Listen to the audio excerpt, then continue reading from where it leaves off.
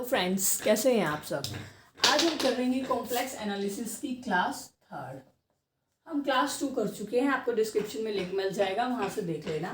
क्योंकि हम अगर सीरीज वाइज करते चलेंगे ना तो आपको अच्छे से समझ भी आ पाएगा। हम स्टार्ट में 1-2 क्लास बेसिक पे कर चुके हैं। तो आज हम पढ़ने वाले हैं फंक्शन ऑफ कॉम्प्लेक्स वेरिएबल। मतलब आज भी हम हल्की वल्की सी डिटेल लेंगे। कल से आज कुछ स्टार्ट हो जाएगा आगे का। कल से फिर हम एनालिटिक वगैरह उन पे अच्छे से बात करेंगे। सीआर इक्वेशन वगैरह हुए जो इंपॉर्टेंट है। आज हम करने वाले हैं function of complex number variable. इसका मतलब क्या होता है, हमने let A and B two non empty subset of C. हमने सी कॉम्प्लेक्स नंबर के कोई भी 2 सबसेट लिए हैं, ए और B. Then f is a, जो हमारा f होगा रूल होगा, then f is a rule या function from a to b such that every element of a has an image and set B. वो यूनिक भी हो सकती है, एलिमेंट ऑफ एज है यूनिक। मतलब क्या ना क्या चाह रहा है, हमारा सेट ए है, बी है। हमारे ए और बी हमने कोई भी 2 सबसेट लिए हैं सी के। तब हमारा यहां पर जेड नोट है अगर, तो उसके लिए यहां पर डब्ल्यू नोट मिलेगा और f यहाँ पर एक रूल होगा, फंक्शन होगा, उसके अकॉर्डिंग ही हमें यहाँ पर एक यूनिक इमेज मिलेगी। ठीक है, जिसको हम यहाँ ऐसे भी लिख सकते हैं। अगर हम इसको w सेट ले रहे हैं जो a में बिलोंग करता है तो f z ऐसे भी होगा। f z ये वाला हो गया, मतलब इसकी इमेज यहाँ है ना, तो w इसकी इमेज है। तो आप इसको ऐसे कंफ्यूज होने से अच्छा है ऐसे लिख लो, we can write f z equal to w।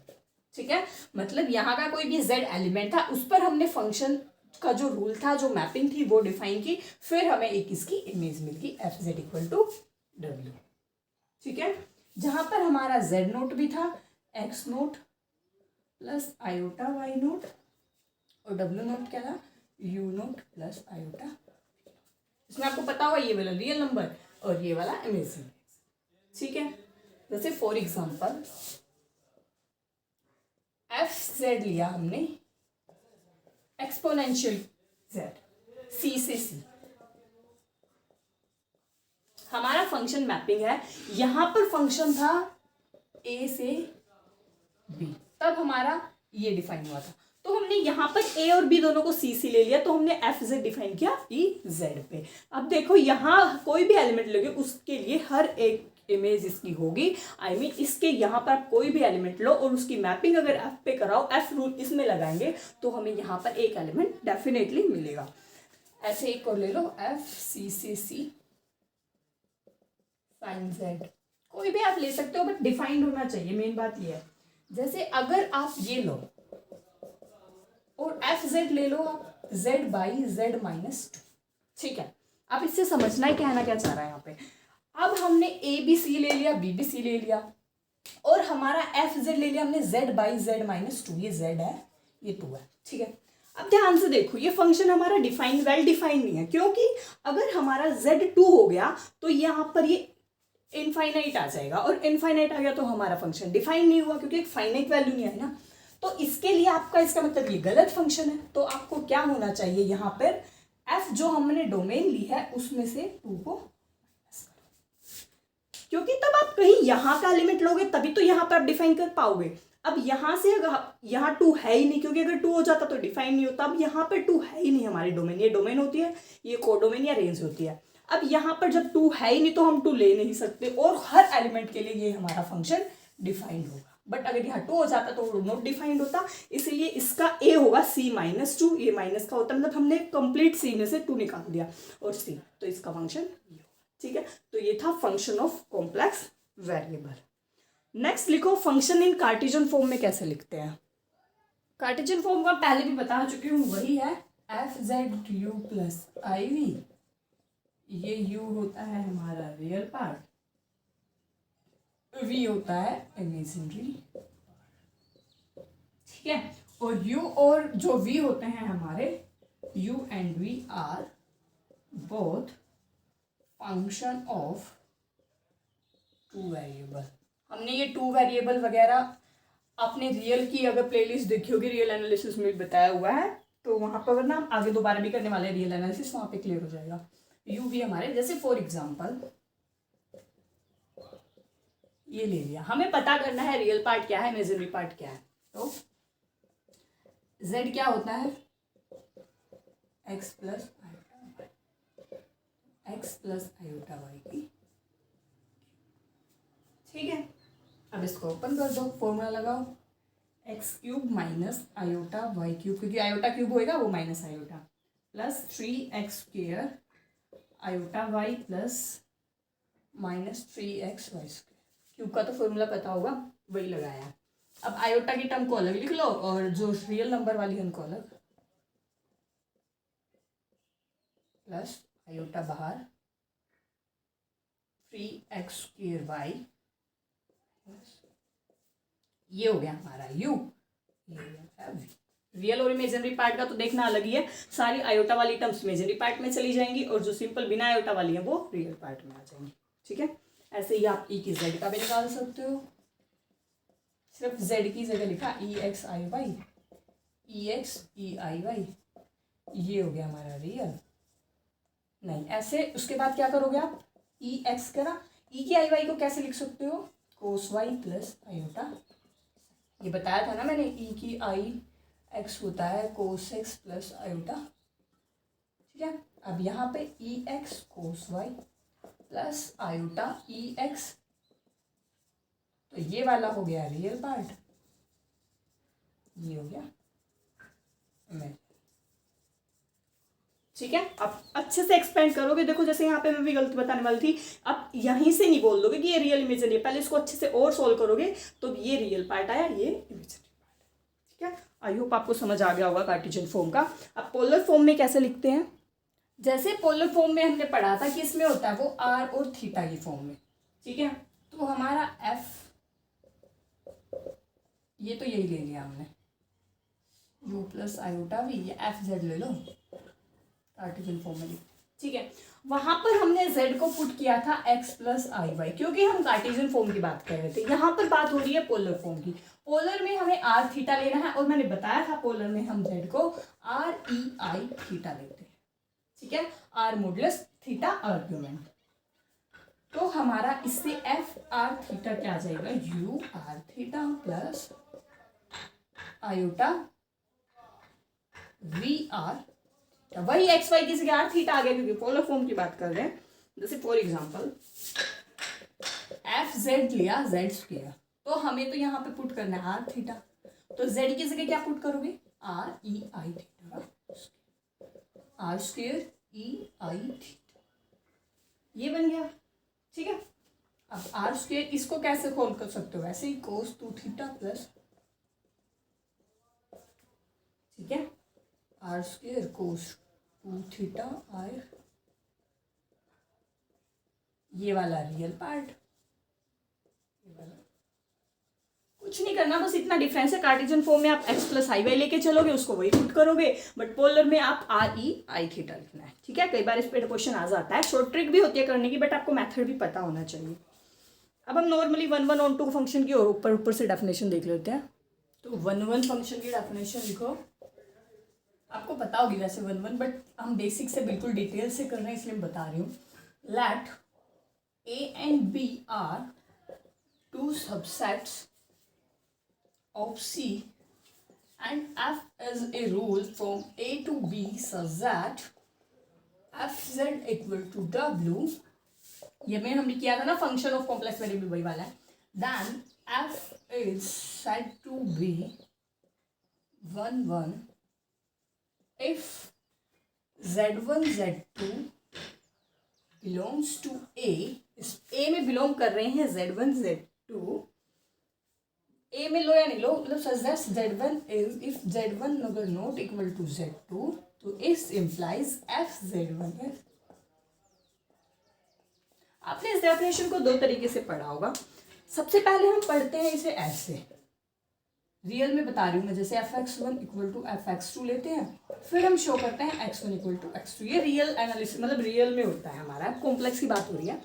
या इसको ऐसे कर लो या फिर ऐसे होता है, अगर हमारी इमेज इक्वल, एलिमेंट इक्वल नहीं है तो उनकी इमेज भी इक्वल नहीं आनी चाहिए। ये दोनों हमारी 1-1 फंक्शन की डेफिनेशन होती है। अब यहाँ पर हम कॉम्प्लेक्स में बात कर रहे हैं तो z पे आ गया और कुछ नहीं है। इसको ऐसे भी लिख सकते हो तुम, मतलब इसको ऐसे भी लिख सकते हो, इफ f1, अगर दोनों की इमेज इक्वल है तो वो इक्वल भी, ठीक है। ये हुई 1-1। एक आपका यहाँ पर और भ्रम दूर होगा, जो रियल में ट्रू होता है वो जरूरी नहीं है कॉम्प्लेक्स में ट्रू हो। फॉर एग्जाम्पल हमने पढ़ा था एफ सी से C f z is e z, ठीक है। हमने रियल में पढ़ा है जो हमारा फंक्शन एफ होता है R to R f x equal to e x, ये हमारा 1-1 होता है। क्योंकि हम कैसे चेक करते हैं, ई एक्स 1 ई एक्स 2, अगर ये इक्वल है तो x1 equal to, this implies 1। But this is only true in real number. अगर हमारा रियल में बात हो रही है तो हमारा एक्सपोनेंशियल फंक्शन होता है वो 1-1 होता है, but that's not true in complex. Complex number में नॉट 1-1। हमारा जो एक्सपोनेंशियल फंक्शन होता है कॉम्प्लेक्स में वो 1-1 नहीं होता।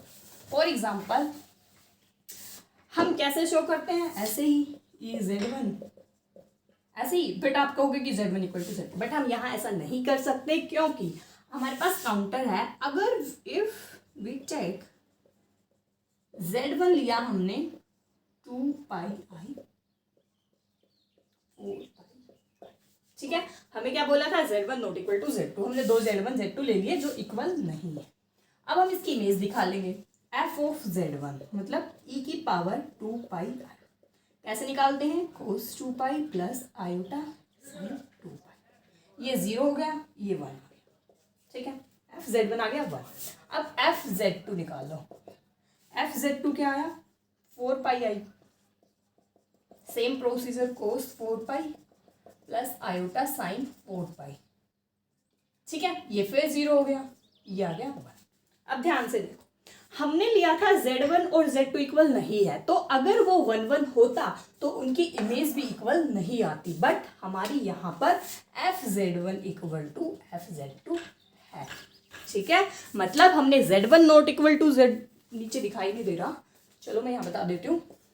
मतलब अगर हमने f(z2) लिया था, e की 4 पाई आई, वो भी 1 आ गया, तो हमारा z1 not equal to z2 है, but f of z1 equal to f(z2) आ गया क्योंकि 1 है, विच इम्प्लाइज नॉट 1-1, ठीक है।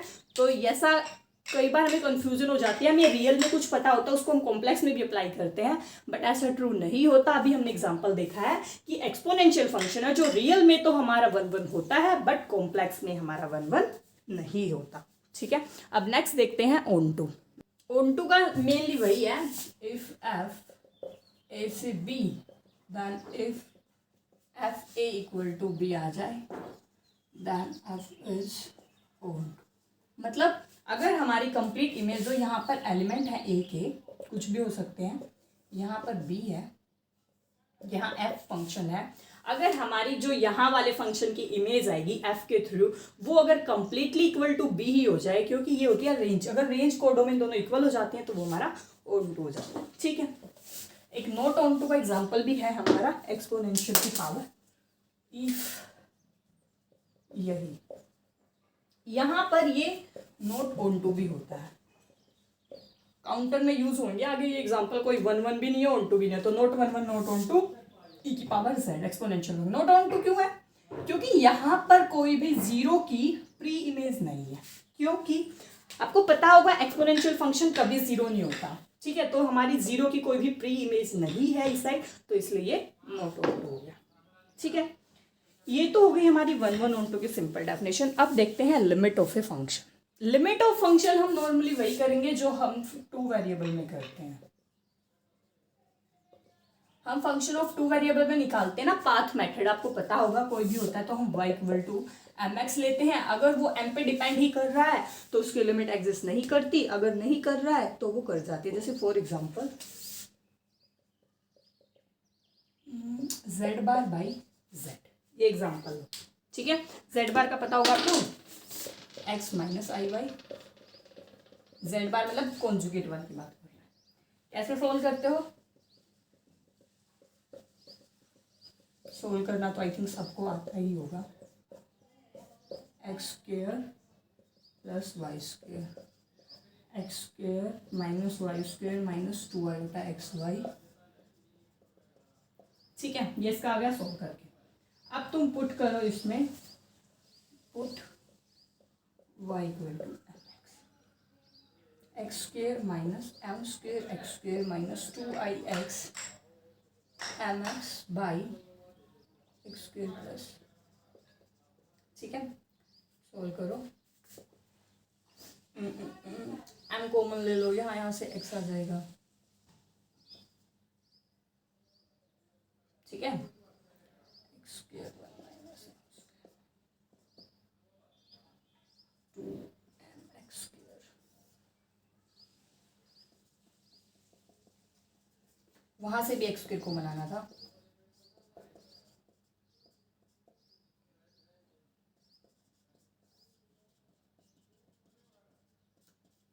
देखो टर्म हमारी क्या बची है लास्ट में, ये यहाँ लिख देती हूँ, 1 माइनस स्क्वायर माइनस, ये बच गया हमारा y equal to m x put करने के बाद। अब ध्यान से देखो, कोई और टर्म नहीं है, ये सिर्फ m पे डिपेंड कर रहा है, डिपेंड्स ऑन, तो लिमिट नॉट एग्जिस्ट। इसका रीजन क्या होता है लिमिट नॉट एग्जिस्ट का? क्योंकि अगर हमारी लिमिट किसी फंक्शन की एग्जिस्ट करती है तो वो हमेशा यूनिक होती है, कोई भी एक यूनिक फाइनाइट वैल्यू होती है। बट जहाँ यहाँ पर हम जैसे जैसे m चेंज करेंगे, m को 1 रखो अलग आएगी, 2 रखोगे अलग आएगी, 3 रखोगे, कुछ भी m रखोगे हमेशा डिफरेंट डिफरेंट वैल्यू आएगी, तो हमें एक यूनिक लिमिट नहीं मिलेगी, तो इसलिए इसका लिमिट नॉट एग्जिस्ट, ठीक है। ऐसे ही हम ऐसे ही करते हैं ना टू वेरिएबल में भी, ऐसे ही सेम हमें इसमें भी चेक करना है। एक और एग्जाम्पल देती हूँ, limit z goes to 0, real z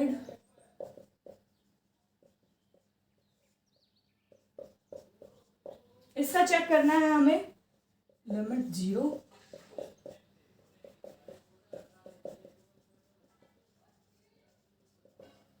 ठीक है। तो सेम तरीका है, रियल z को कैसे लिखते हैं आप खुद भी ट्राई करना सॉल्यूशन देखने से पहले, फिर सॉल्यूशन देखना। x real z imaginary z y x square plus, ठीक है। वही same put y equal to m x, x plus m x by x square plus, ऊपर से x कॉमन 1 प्लस एम, नीचे से एक्स स्क्वेयर कॉमन, देखो ये आ गई। अब यहाँ से ये कैंसिल, ठीक है। हमें लिमिट किस पे देखनी है, z goes to 0, z goes, देखो लिमिट z गोज टू 0 था, तो इसका मतलब limit x y goes to, ठीक है। अब 0 हो जाएगा ये, तो क्या आ गया इनफिनिट, तो नॉट फाइनाइट वैल्यू होती है तभी लिमिट एग्जिस्ट करती है, अदरवाइज नॉट एग्जिस्ट, ठीक है। आप ऐसे और भी एग्जांपल कर सकते हैं, हम क्वेश्चंस के लिए एक अलग से भी सीरीज चलाने वाले हैं, एक बार थ्योरी हल्की सी आगे बढ़े तब, ठीक है। तो आप ऐसे चेक कर सकते हो, put equal to y equal to m x, उसकी शॉर्ट ट्रिक्स वगैरह भी देखेंगे, बट क्वेश्चन करते हुए समझ आएगी। अब कॉन्टिन्यूटी और डिफरेंशिएबिलिटी वगैरह हम अगली वीडियो में करेंगे, क्योंकि वीडियो ज़्यादा लंबी हो जाएगी। Thank you.